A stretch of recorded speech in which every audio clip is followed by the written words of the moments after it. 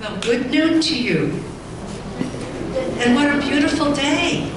Did you enjoy the snow too? Yeah. Did you enjoy the snow?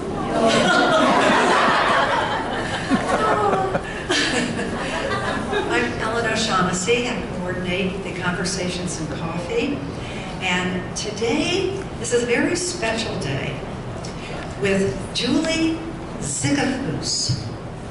And Julie is from Whipple, Ohio. Can you believe that? And they named a band called the Whipple Warblers. That was a long time ago. A long time ago, but it feels very present now with its creativity and your presence to the creatures who are all around us. And sometimes we're so busy, we don't notice. But Julie is calling us to notice. And one of her wonderful ways of noticing is, she says, to listen to the universe that just simply says, you should be doing this. Don't you love it? She writes, perhaps the greatest blessing is the ability to leap off after interesting tangents. Let's ask the children, what do you love to do around birds? What have you been doing with birds? Ah, this hand goes up here. You want to talk in the microphone? How have you been? No, anyone want to talk in the microphone? Oh, tell us about what you're doing with birds. We do we make them about clay. Oh, you have created birds with clay as sculptors. We're sketching them. You're sketching them, Julie. Julie sketches birds. Oh, there's so many wonderful hands. And we do, Miss Hitler wants us to do, we hope that we can sketch something.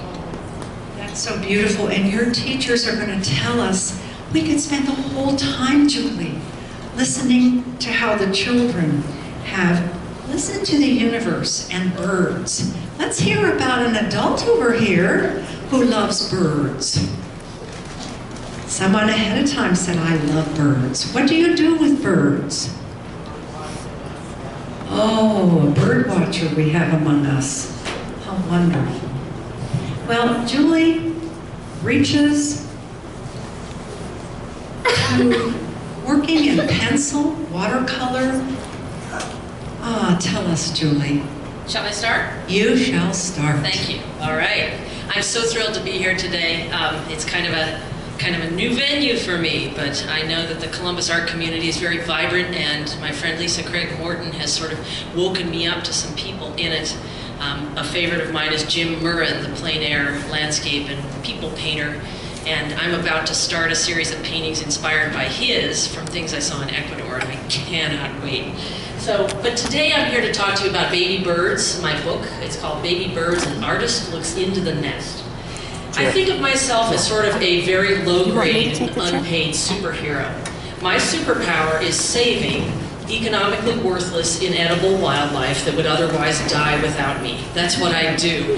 And it's something that I've always dropped everything I'm doing to go save birds that are hurt or orphaned, and box turtles that have cracked shells and things like this. And here I'm carrying a painted turtle across the road. This is near my home. This is, you can see just topping the crest of the hill there is a pickup truck. And when they saw me saving this painted turtle, they stepped on the gas and tried to get both of us. This is where I live. This gives me wonderful material to write about. So, you know, if there's a goose on the levee with fishing line on its wing, who you gonna call, right? Me. So I don't mind wading into winter rivers to go get a goose. And this little guy is doing ever so much better since I untangled him. The mangoes are both here. Hi, mangoes. All right, so there's a little owl. And you know, there's a lot of heartbreak on the road to wildlife rehab. Not all of them make it. And you have to toughen up your heart because when you're dealing with things that are young and things that are hurt and broken, there's a lot of death too. So I've become, if not welcoming of it, at least philosophical about the deaths of some of the birds that I take care of. Now, most of what I do, I realize my job is to stare out the window. And the day I had this epiphany that my job was to walk in the woods and stare out the window was one of the happiest days of my life. I had been wasting time feeling guilty for my daily hikes, and then I finally put it together that I did my best thinking while I was walking or hiking, and that my best stories came out of what I saw when I went outside. And I stopped myself and said, Julie, your job is to walk in the woods. And then I was like, oh, I'm working. This is great. And it jived beautifully with my puritanical work ethic, so I walk in the woods a lot, as much as 3 or 4 hours a day, and the things I see you just wouldn't even believe.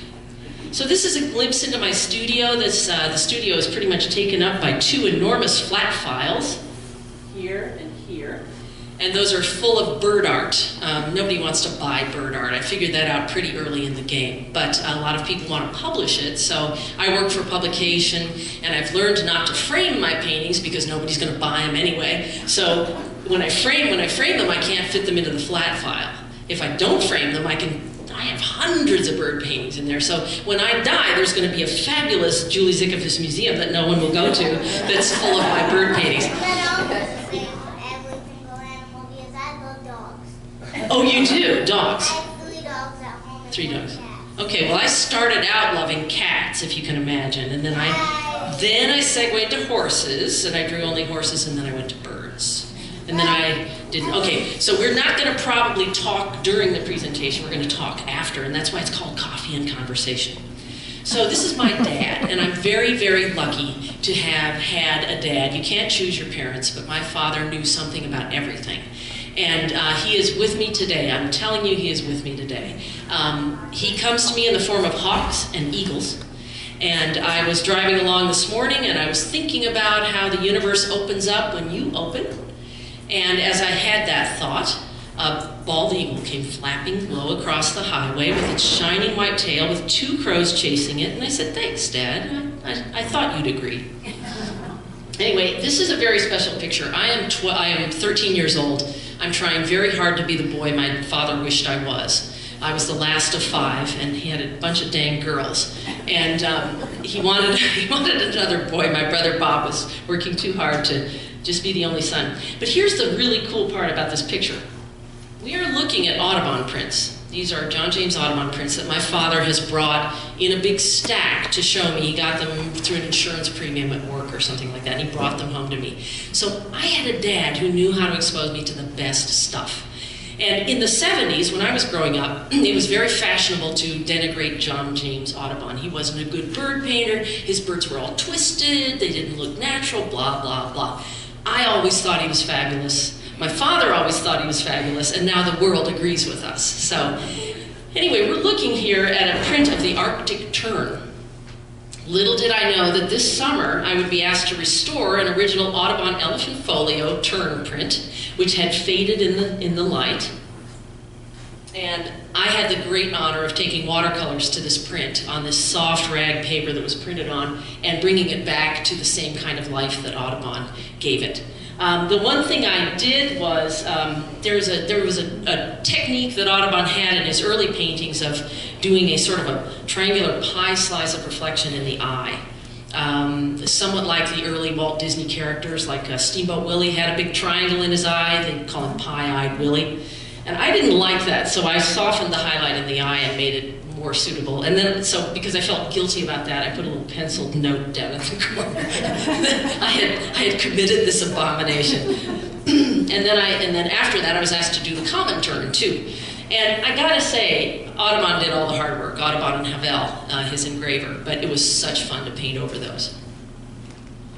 So early books that my father exposed me to, instead of reading me, Goodnight Moon, even if it were written at the time, he read me Thurber, he read me E.B. White, he read me Conrad Lorenz. And Conrad Lorenz was an animal behaviorist who didn't just study animal behavior, he participated in it. Conrad Lorenz hatched a bunch of goose eggs, and he let the baby geese imprint on him, which means that they believed he was their mother, and they followed him around. Geese will do that, chickens too. So Conrad Lorenz drew in the margins of his books just these beautiful little sketches, and I saw that and I wanted to do that too. Another very formative books, the books of Clancy Holling and his wonderful wife Lucille, who did a bunch of the painting and illustration, uncredited of course, as was the custom at the time. They did these beautiful graphite drawings and tempera paintings, and I looked at those books and I wanted to do books like that someday. So expose your kids to the good stuff and your grandkids. You know, show them the good stuff, and it may light a fire. Probably the apex of illustration, in my opinion, was Louis Darling, who illustrated the Beverly Cleary series. Henry Huggins, Beezus and Ribsy, Ramona the Pest, one of the greats. And Louis could just make these little kids come to life in his drawings. They were fabulous. But what people don't know is that his wife, Lois, did all the animals. So Oliver Butterworth's book, The Enormous Egg, Lois did all the dinosaurs. So I became very good friends with Lois when I lived in Connecticut, and she made me the executrix of her estate, and I now float around in her little canoe, and I also draw at Louis' drawing table. So it's one of those universe things just coming around, you know, it's just amazing. Because when I was in first grade, I would carry big stacks of these books just to look at the drawings and read Beverly Cleary's wonderful writing. And I remember where I was standing when I saw the work of Edith Holden, the Edwardian naturalist who painted these incredible things that she gathered out in the field. And I was in an attic of a used bookstore in Martha's Vineyard in about 1983. And I saw this book and I thought, oh, I've met my sister. This woman is doing what I do. This is so cool. Because always from an early age, I always wrote in the margins of my drawings. I wanted to annotate them. I wanted to record what I'd been seeing. I wanted the scientific data with the painting. And there was Edith Holden doing that too. So Louis Fuertes was the guy that when I was age 8, I saw his paintings in a book called Birds of Eastern and Central North America. I had an extra tooth in my mouth and my parents took me to the oral surgeon to have it removed. And as a consolation prize, they took me into a used bookstore and bought me this book that had Louis Darling's paintings in it. And anytime I'm tempted to feel sorry for myself that I don't have exactly the materials that I need to do my work, like when Winsor Newton stopped making 20 by 30 inch full sheet cold press watercolor paper, I curled up on the floor for half a day. I mean, I was just, what am I gonna paint on? Well, let me tell you a story about Louis Darling. He was headed to Africa. He was the expedition ornithologist and painter. And his job was to paint the birds that they collected, that they shot for the museum. And his job was to paint them as soon as he could after they were shot, so he got all the soft part colors and all the eye colors and the feet colors right. So Louis was there, and he had this big steamer trunk full of all his favorite paper, his favorite brushes, his favorite paints. And what happened? The ship rolled and that steamer trunk went overboard with all of his materials and sank like a stone. And he went into Addis Ababa when they landed in what is now Ethiopia, and he went to a bookstore and he bought some pastel paper that was tone colored for pastels. And he bought a child's watercolor set with little hard pancakes of watercolor. We all know what those are like, right? And he bought some toy brushes and he did those. So I don't feel sorry for myself anymore at all. I was very lucky to have a mentor in Bob Clem, who did the illustrations for the Shorebirds of North America with text by Peter Matheson. That is a beautiful sort of coffee table book with fabulous text and fabulous paintings. And that was the last book that Bob Clem ever illustrated for publication because he was not happy with the reproduction. So he stopped painting for reproduction. He painted only easel paintings that he then sold in galleries. That was his choice. I love working for reproduction. I love illustrating. I have no problem, you know, well, some problem, but I've gotten over sort of saying, oh, it went red on the press, dang it, you know.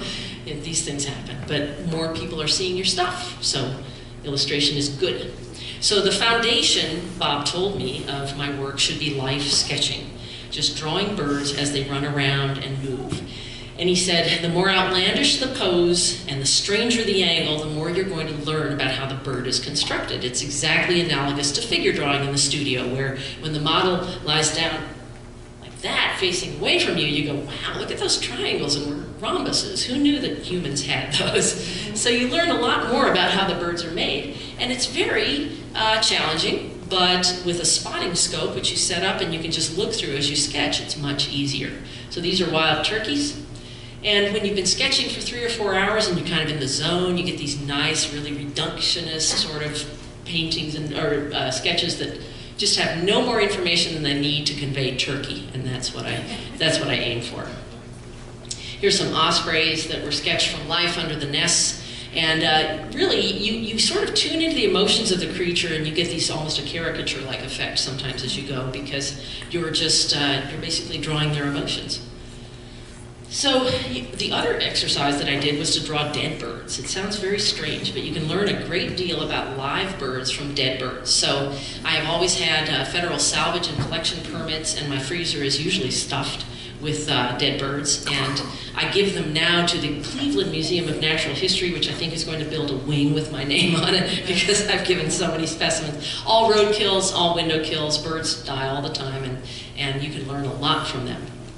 So, you know, I didn't know until I picked up a grebe that had hit a power line that they weigh exactly a pound. It was like picking up an India rubber ball, just a heavy little thing. But these are diving birds, and so they are able to express all the air in their air sacs and their lungs and simply sink below the surface slowly like a submarine. It's the most amazing thing to watch. 1 minute you see it, 1 minute you don't. And they also have legs that only work to the side. They can't walk like this, because their legs are made just like oars on a boat. So I did my time as a bird illustrator. I illustrated several field guides, and the last one I did, I remember the plate that killed me. It was the juvenile hawks in flight. And the reason it killed me was because every feather on a spread-wing juvenile hawk in flight has one little dit or dot on it, right? And if you don't get the number of dits and dots right, or you paint too many of them, it could turn into another species in your painting. So it was very, very annoying. And I decided that that was the last field guide plate I would ever do. So what I yearned to do was tell stories. Like in the ivory-billed woodpecker painting, I wanted to tell the story of the best thing a birdwatcher could possibly see in their entire life. And that would be an active nest of ivory-billed woodpeckers with the female flying by behind and the male feeding to very healthy young ones. So now the illustration jobs I do are more reduced. I don't do a lot of illustration other than for my own books, but I do covers of breeding bird atlases, and I just did Ohio's. This is the Parula warbler is on the cover, and that is a job I can't say no to, and I'm about to start work on West Virginia's breeding bird atlas cover. I did illustrate a book this past spring, and that was a book on ospreys. I just did 5 paintings for it, but this is one that I wanted to show the peril that an osprey feels at sea when it's migrating. And I wanted to somehow convey that it was on open water and not near land, so I thought maybe putting a really big tanker ship in there was the way to do that, right? And also have a stormy sky and just sort of this feeling that this thing is just out there beating its way across this ocean alone, you know, that was what I wanted. So I had an epiphany in 1993 when a book I had illustrated got a John Burroughs Medal. And the Burroughs Medal goes to the author of the book, not the artist. So I was kind of like, I had done a lot of revision, a lot of rewriting on the text of this book. When I got it, I wasn't happy with it. There were a lot of errors. I kind of rewrote it and handed it in with my illustrations. Went on to get a Burroughs Medal, and I said, why am I not writing my own books? I can do this. I'm not going to do this anymore. I'm going to do this. So I'm a slow learner. So that was 93. And the thing that I started with was bluebirds, because I knew bluebirds so well. I've been running bluebird trails, which are lines of boxes of, for nest boxes for bluebirds. I've been running them since 1982. So that's a very long time to have checked bluebird boxes. These are my kids when they were little, and I used to take them out to check the boxes with me. And every day in the summer, we would see a miracle in our hands. I remember when my daughter was only 3, I handed her a whole nest of hatching bluebirds that I'd just taken out of a box, and she looked down and she looked up at me and she said, I feel like I've been blessed. And I thought, if that hits a 3-year-old like that, how about everybody else? So I thought to myself, what if I went and I got a baby and I painted it? And then I put it back in its nest, and then I came back the next day and I painted it again.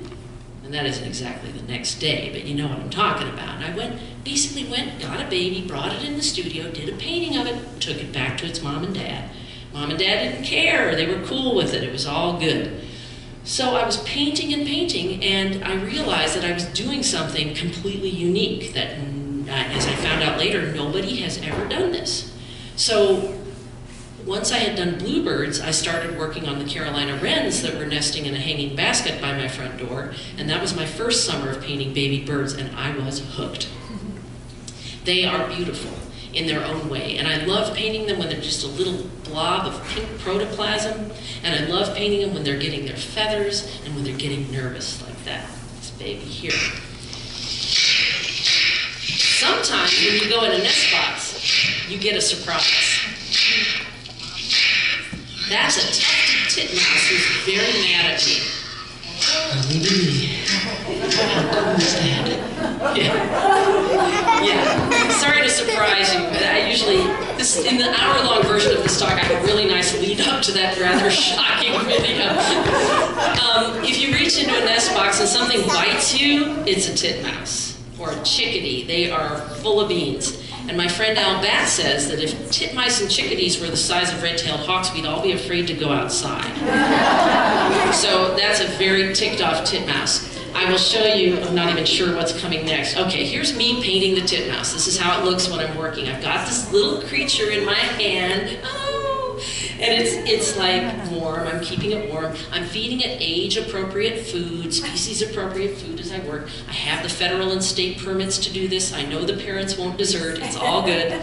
But don't try it at home, okay? So I'm painting away, and these little things grow so fast. And to me, it's one of the great miracles, is how fast these babies change.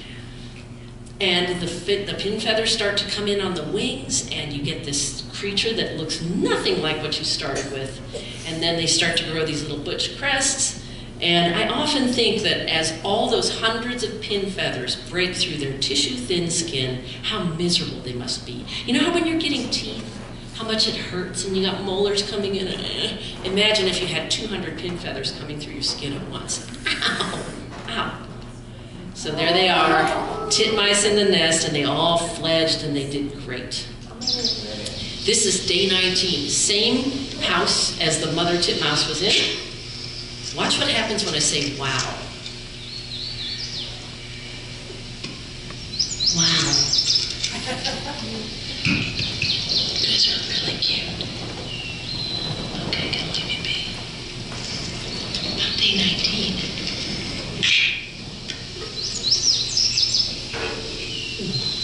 Didn't think they'd still be here. Hallelujah. So happy to see them. Obviously, I have to stop painting these birds when they reach about day 12 or 13, because they reach what I call the age of sentience, the age of awareness. They suddenly have developed a mental category for bird and not bird. And they look at me, these babies who were perfectly fine with me holding them and feeding them, and they say, "Oh my God, you're not a bird." And they're afraid. So I have to stop painting them when they get to that age. I can't handle them anymore. So I've developed a technique that I'll talk about a little later of how I paint birds that are older than day 12. So this book, this 3.5-pound monster. And if I look muscular, it's because I've been lifting 30-pound boxes of this book for almost 2 years. This book is the result of 13 years of work where I was able to paint maybe only 1 or possibly 2 baby bird species per season. Whatever came my way. So basically I was guided by serendipity, which is just sort of whatever happens, I go with. And by the time I reached the 17th species, I realized that I had worked my way through all the birds I could reasonably expect to get in my nest boxes. And I was disappointed, but I also knew that I needed to eat and pay the mortgage and put shoes on my kids. So I said, okay, this book is done. So I sent it in. which means I sent in all the artwork and I sent in all the computer digital files of my writing. And from the time I send it in until it is published, there's a whole year. When it gets, I mean, this book is being shipped around and getting printed in Taiwan, and it's on a slow boat back to the US, et cetera, et cetera. It takes a whole year. So in the introduction I wrote, 13 years later, I've almost exhausted the possibilities of birds I can study without endangering them, painting every cavity nesting bird that could inhabit my nest boxes save white-breasted nuthatch.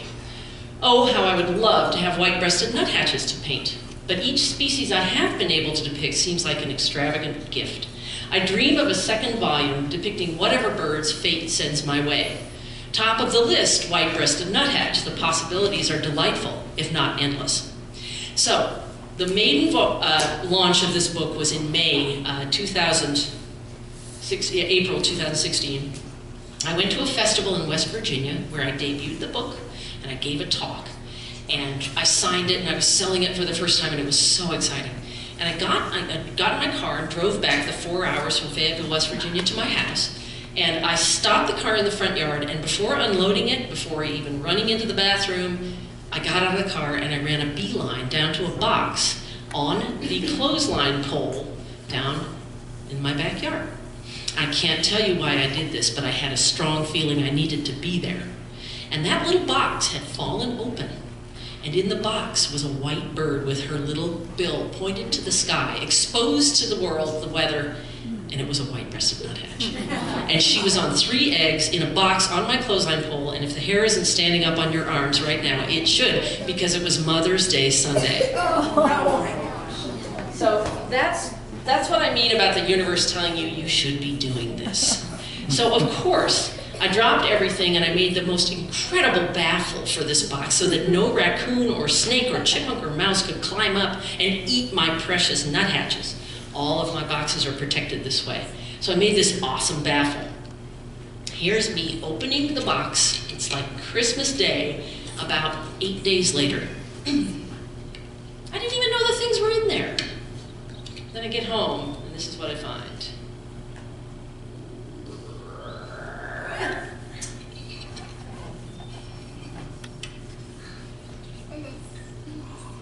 What?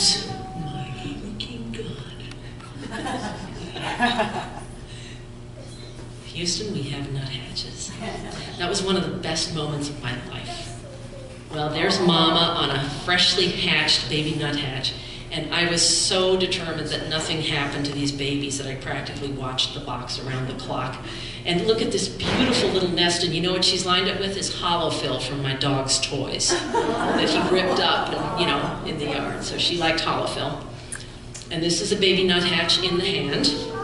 Isn't that incredible? I mean, it's not cute in a conventional sense like the way a baby bunny is, but to me it's like really something. So this is what it looks like. I did a little painting of the nest of the babies and the eggs, and it was just an incredible experience.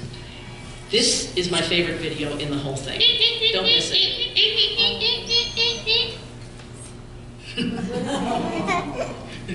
Now watch this. My son's making this video. Oh, he's gonna poop. Keep shooting. Keep shooting. That's pretty amazing, huh? Is that not awesome? Now, because some of us were fidgeting and we might not have seen it. I'm going to show that again because it is my favorite video. Hang on. Okay. So what you're going to see here is what happens is this is what goes on in my studio. If the baby won't beg from me, I will make a noise like the mother nuthatch does. So listen for that.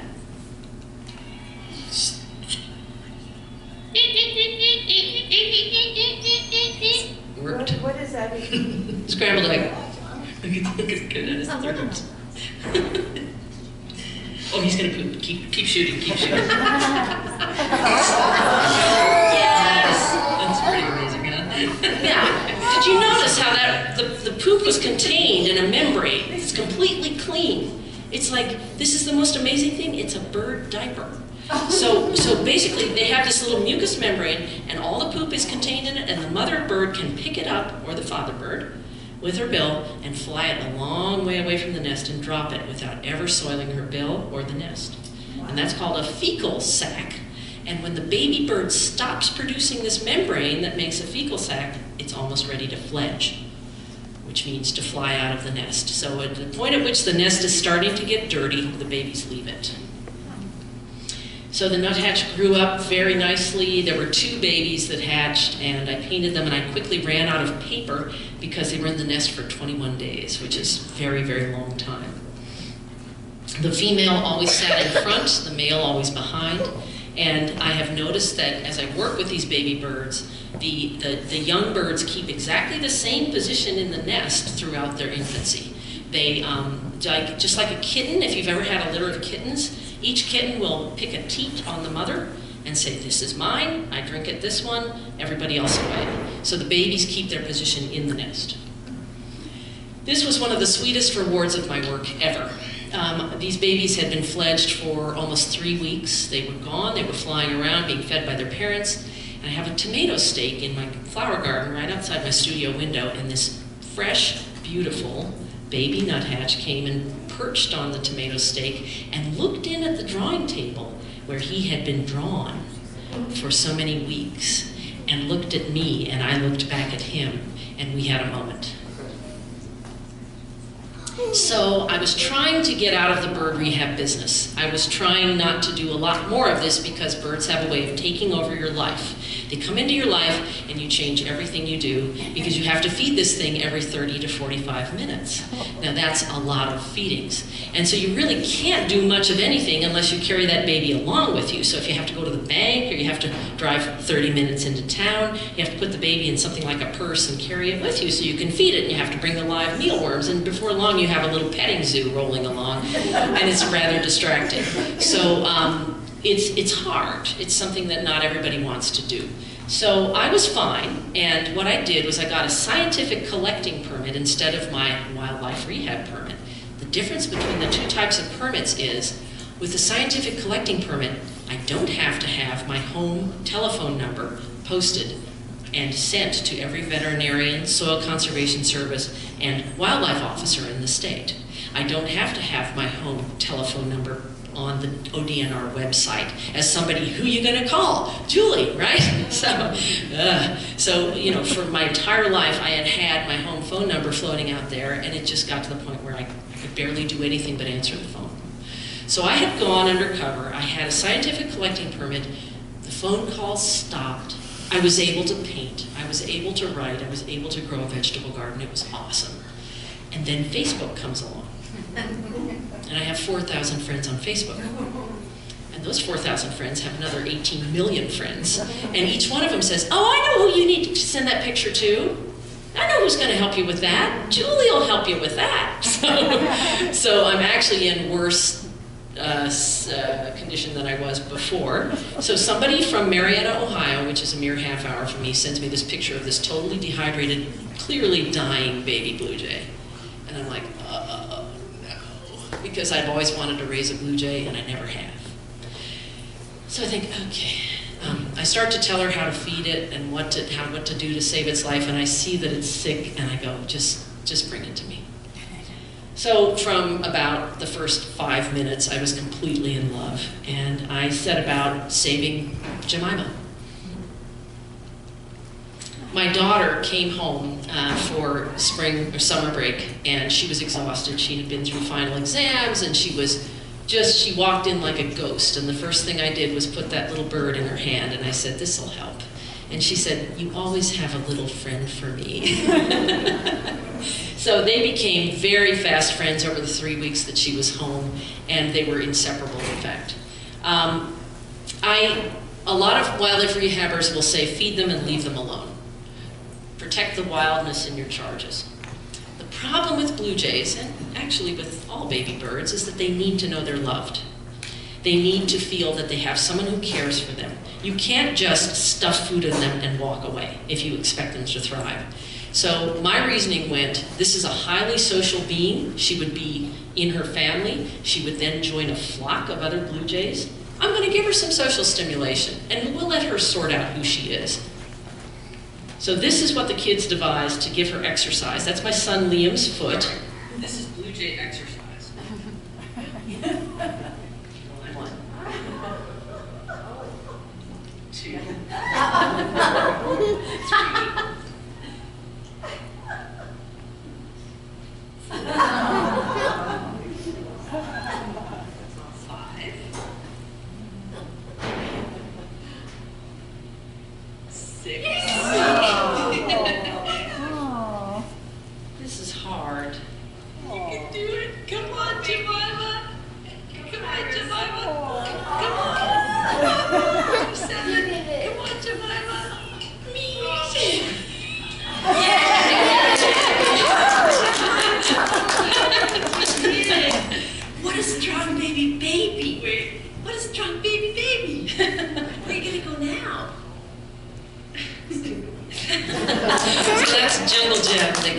And the bird, I mean, these birds are as smart as chimpanzees, okay?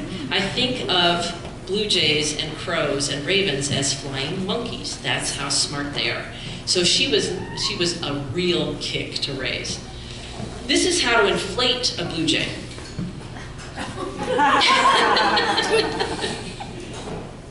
My daughter made this video. She's a little master of the 30-second video. I'm going to play that one again. There is an innate response in birds. Innate means it's born in them, hardwired, that when you blow hot air on the back of their necks, they go into what's called a sunbathing response. So this is what's going on here.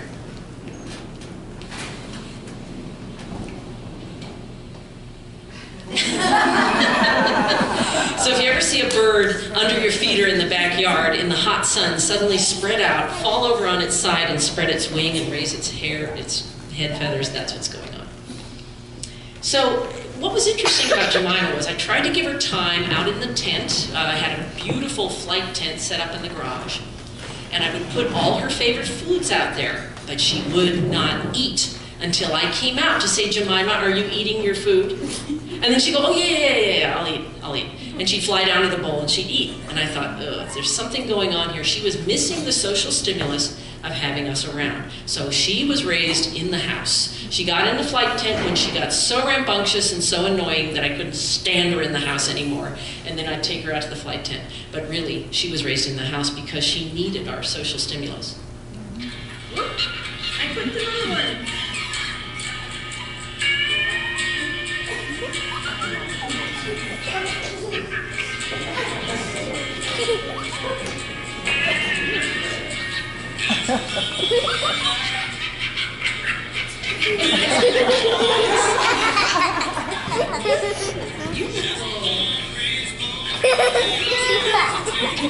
Now watch as the song builds a crescendo what she does.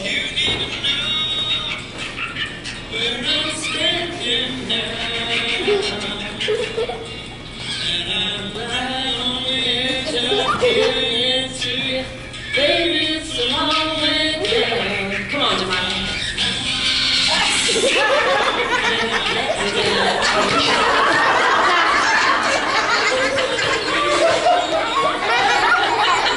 Is that not one of the great videos? Now, Phoebe said she loved country music best of all, but I think that's because that's what Phoebe liked. But I will say that she loves Ed Sheeran. And Barcelona was her favorite song. Barcelona, I have many-minute videos of her singing Barcelona, which I won't subject you to. But we'll watch them more. Now then, this is how I knew it was time to let Jemima go. She came onto the lunch table and stole watermelon. What a bad bird. Flies into the living room. My son's working at his drawing table. On my couch. She needs to go somewhere where she can process. She's looking for a place to stash watermelon, probably in the couch. Yay! So there was this moment on June 7th when a wild rose-breasted grosbeak showed up at the feeders and came over to the window and looked at Jemima like, what are you doing in there? And she was like, I would like to come out with you. And for 10 minutes, those birds communicated through the glass. She flying back and forth across my drawing table, he flying back and forth in the shrubs just outside, and it was the most magical thing. She couldn't be released yet because she wasn't taking 100% of her food from a dish. As soon as she was doing that, she could go. And in fact, she was released on June 11th. And so the question was, a lot of people were asking me, how's she going to know about hawks and snakes and all those dangerous things and cars and dogs and all this? And I said, I don't have to teach her any of that. And I'll prove that with this little video. I was inside working at the drawing table and I heard Jemima give a call, like this, that I'd never heard. It had a special intensity to it. And I walked out to see what she'd found. What do you see, Jemima? Could it be this insanely beautiful black rat snake on the hanging basket, cruising over the moon sides? What do you see, girl? You know damn well what's dangerous, don't you? Yes, You called. It's a snake. You told me it was here. She found it. And it wasn't about food, was it? No, sir. Boy, if your instincts aren't working. God, you beautiful thing. So what are you after, sweetie? Were you thinking that the wrens were still in the basket? I could think as they are. He was checking the hanging basket for Carolina wren nests. Yeah, he's not going to hurt me. This tells me how to read on my cheating I didn't touch it. I didn't need to. Isn't that neat? So Jemima knew that that was a dangerous thing. She knew to stay out of its way. Holy Jay. What's this? Look at that pose. I'm not feeling around. Rumbling. Mama, there's a black snake. Isn't that beautiful? So long. So she, like I said, she taught me everything. She already knew how to do all this stuff. Her instincts were so complete and so fully realized that it was just a matter of my releasing her and continuing to feed her before she became a full-fledged member of the Blue Jay community. I spent the entire summer studying this bird. I spent the entire fall studying this bird, photographing it. My son, my daughter, it was a family thing. It was absolutely beautiful. On July 9th, when she was 66 days old, she came in the studio window. And that was the last time she came in the house, and it was just the most beautiful moment. She flew around to all her favorite places and sang along to Ed Sheeran, and then went right back out the window. Follow your passion, it will come right in your studio window and say hello. She's got a mate now, whose name is Maybelline. Phoebe named Maybelline before we realized Maybelline was a male, because as you can see there's a lot of black eyeliner. So he's wearing guyliner, and she is continuing to keep company with Maybelline, and they come in together to the feeder. There's a slight wrinkle with Jemima. Because she was so sick when I took her in, her feathers are weak and they have broken off. So she is flying with probably less than half the number of flight feathers that she should have. So I realize very keenly that every day that Jemima's with me is a gift. And I hope that she will make it through until she molts naturally in August, but that's a very long time from now. So it's kind of it's a cliffhanger. This picture is special if you know anything about birds. Birds do not like to have shadows fall across them, neither do butterflies. So if you're out in nature and there's a butterfly on a flower and you walk between it and the sun, your shadow falls on it, that butterfly will fly away because that reads as a predator. So imagine my delight when my shadow fell across Jemima as she drank and she just stayed put. That's the ultimate expression of trust in a bird. She still comes to the studio feeder. I stationed my son Liam at the feeder, at the studio window this morning. I said, please watch for her. Here's the camera. Take pictures if she shows up. She's been away as long as 8 days without a sign, and then she'll turn up again. She hasn't been in. This is day 4 now, and I've been waiting for her. All the other Jays have come in, not Jemima. I have learned not to despair, and that's a very hard lesson for a very nervous mother. This was taken 4 days ago. She's looking pretty chipper. She eats chicken and rice, pecans, peanuts, corn, sugar snap peas, all kinds of good stuff. And this is a secret feeder that I have in my studio window where I have it protected by plexiglass from the rain, and I have little crocks in there for her to come into. There's an artist named Mac Love who works around Akron and Cleveland. And someone sent me this picture of a mural that he and some high school students painted this summer. It says, imagine you wake up with a second chance. And that leads right into Joseph Campbell's famous saying, we must be willing to get rid of the life we've planned so as to have the life that is waiting for us. When Jemima was put into my hands in May, that was the life that was waiting for me, and I had to be willing to ditch what I was doing and go with what had just been given me. So, I would like to end with a song, and then we'll have our conversation. And I decided to do the song when I heard you guys were going to be here, because I had a feeling some of you might like turtles. Do you like turtles? Yeah! feeling. All right. This is a feat of technological daring do. I will attempt to do it right. You gotta play. Come on. He was standing on the road with his head held high. All he could see was tar and sky. I saw him on the road, on the way to Memphis. I was going too fast to miss him there. Had to straddle him and stay. A prayer laid rubber on the road, about burned my brakes up. And I looked in the rear view. The next car missed him, the semi too.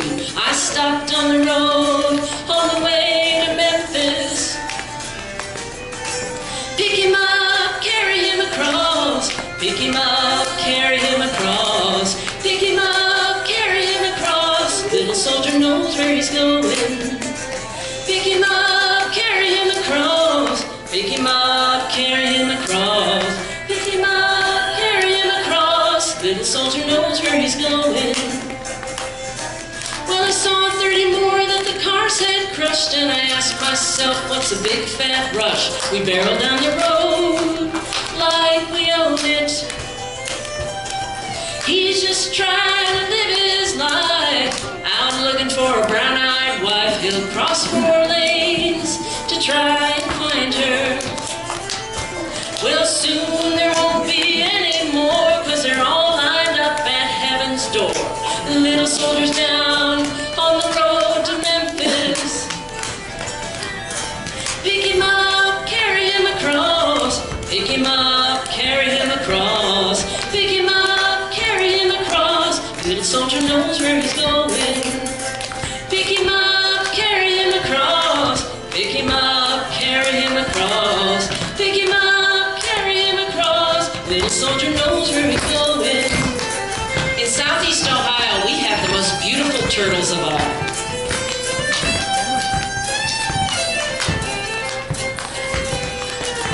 They're the most brightly colored. That one's name is Daisy, and I raised her from a baby and released her. Rainy days in May and June, I hope you will sing this tune wherever your work or play has you going. 'Cause we can't change us and we can't change them. They're always on the losing end, dashing their hopes on the highways. And it breaks my heart to see them die, trying to make it to the other side. I only saved 2 on my way to Memphis. Pick him up, carry him across. Pick him up, carry him across. Pick him up, carry him across. Little soldier knows where he's going. Pick him up, carry him across. Pick him up, carry him across. Pick him up, carry him across. Little soldier knows where he's going. Little soldier knows where he's going. Little soldier bound for glory.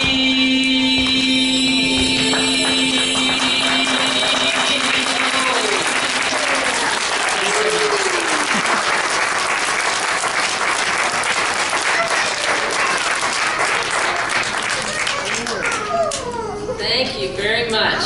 All right, I guess we got to the conversation part. Oh, and you have picked us up into the universe. Oh, in a very special way. Yeah, well, Julie, that was wonderful. that was longer than a half hour. I'm sorry. Well, we had time. We Yeah, had time. good, Yeah. good. All right. Yes. We picked up a turtle once down in North Carolina, and we're just going to drive a little way to put it where there was a creek, and by the time we got there, it had pooped all over our car. Don't do that. Big time. Yeah, don't do that. It's not nice stuff either. And you gotta watch it because they'll sometimes release their bladders when you pick them up too. I was at a nursing home this morning visiting a woman who lives there, and on her pictures, she had a picture of a bird. And next to the picture it said, "Birds don't worry, why should you?" And think you've already responded to that, but if you'd like to. Yeah, well, it's always inspiring to see an animal with a disability, like a pet who's gone blind or deaf, as my dog did, and to see them, after a brief period of adjustment and freaking out, just carry on. And it's true, the birds don't worry. Interestingly though, Jemima knows she's compromised. And a perfect example of that was about 3 days ago when they were all sitting in a spruce. She has a group of 6 jays that she hangs out with. And someone sounded the hawk alarm, and 5 jays came rocketing out of that tree and flew to deeper woods. 1 jay stayed. It was Jemima. Jemima had to conquer her instinct to leave with the others, which was extremely strong, and stay put because she knew she couldn't cross the distance as fast as they could.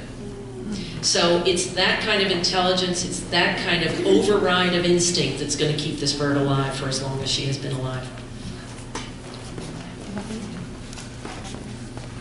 Looks like we've got some pressing questions. Let's keep them quick.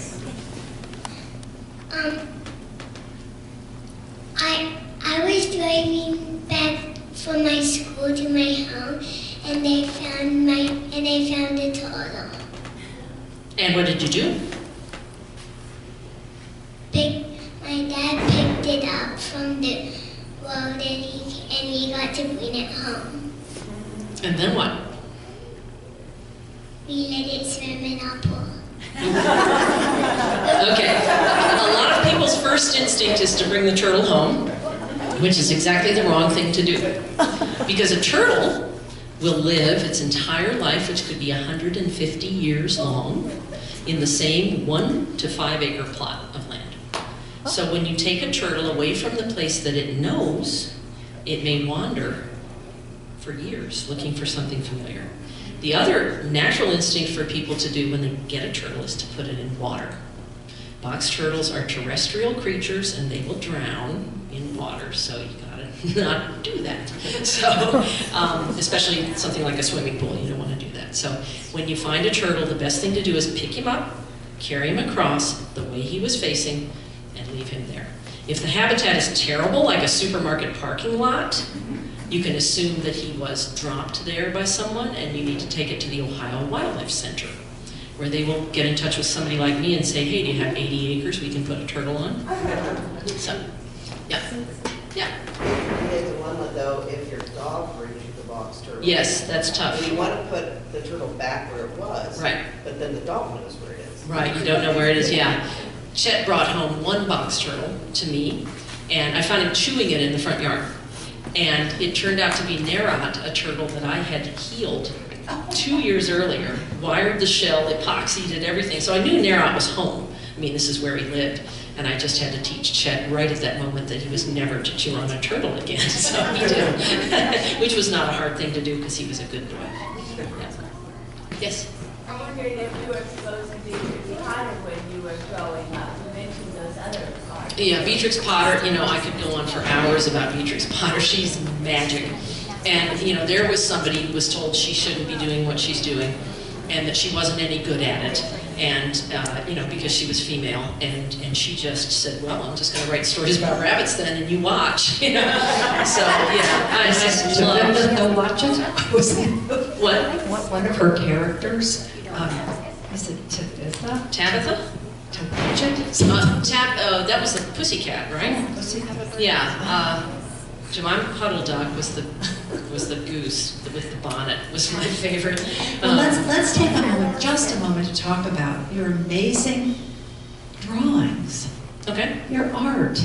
Did you study art? I started drawing when I was very, very young. I had a sister who was 2 years older than me, who was much better than I was. Ever have a sibling like that, where they're so much better than you are? So my father would praise my sister's drawings, and he would be watching me out of the corner of his eye. My sister had a gift for doing caricatures and sketches, and I could only draw what was real. I drew what was in front of me. So we had different brain organization, I'm convinced. But I decided that I would do what I was good at, and that was drawing realistic things, and she could do the cartoons and the caricatures. So I would say that she was my first instructor. She had a natural knack, and I didn't, and I just worked to try to get my dad's approval. When you were in college, what did you study? When I was in college, I took a year of drawing under Will Ryman, who is one of the most versatile artists. He works in everything from plexiglass to stone to charcoal. I mean, he's incredible.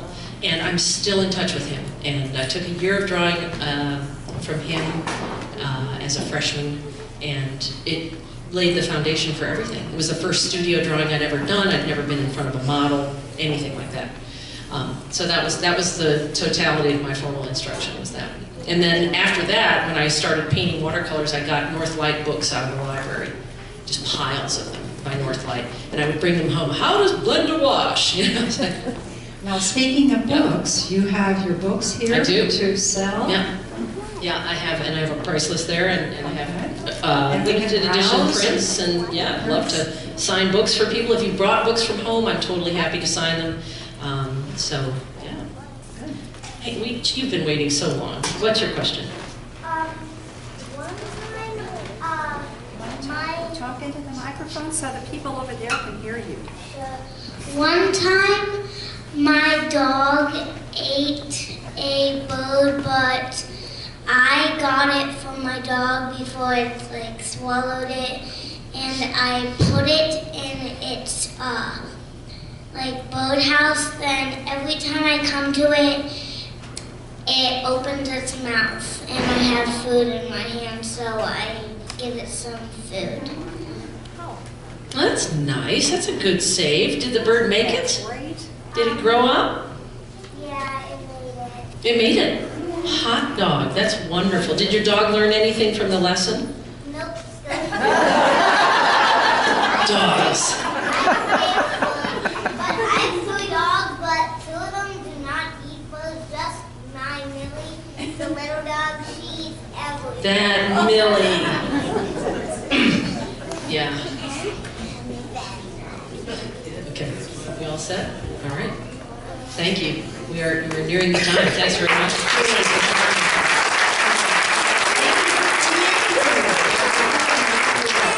Thank you, everyone. Wonderful that you came to be part of Conversations and Coffee. And if you are newcomers, know that we do this every Thursday at noon tomorrow. Okay, and welcome you back.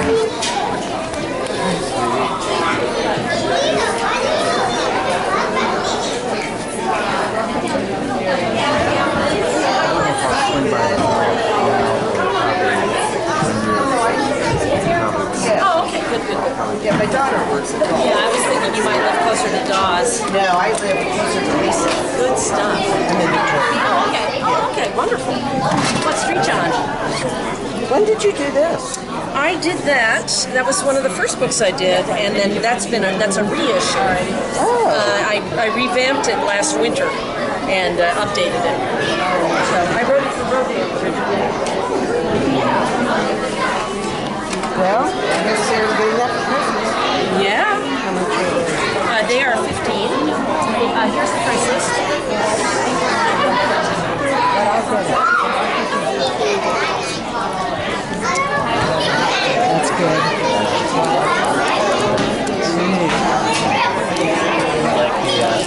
This is my favorite one. Adventure Joe comes back and plays kids. Oh, isn't that good? That's so cute.